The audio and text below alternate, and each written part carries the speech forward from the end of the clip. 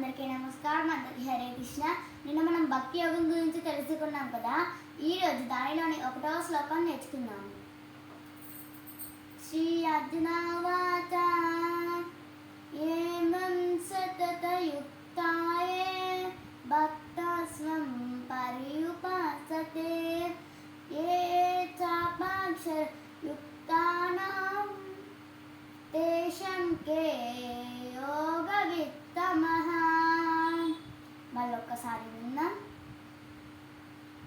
శ్రీ అర్జునవాచ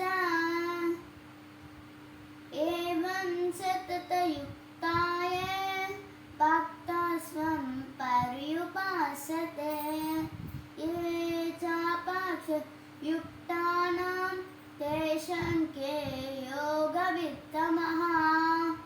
దీని అర్థం ఏమిటంటే, అర్జునుడు శ్రీకృష్ణ భగవానుడితోటి రూపం ఉన్నవారు పూజిస్తే గొప్ప, లేకపోతే రూపం లేని వారు పూజిస్తే గొప్ప అని అర్జునుడు శ్రీకృష్ణ భగవానుడు అడిగాడు.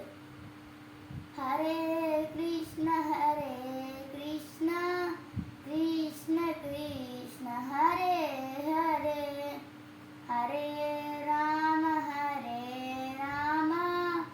రామ రామ హరే హరే. హరే కృష్ణ మంత్రాన్ని 108 సార్లు జపించడం ద్వారా మీకు మంచి జరుగుతుంది. నా వీడియోలు కనుక మీకు నచ్చినట్లయితే please do like, share and subscribe. Hare Krishna.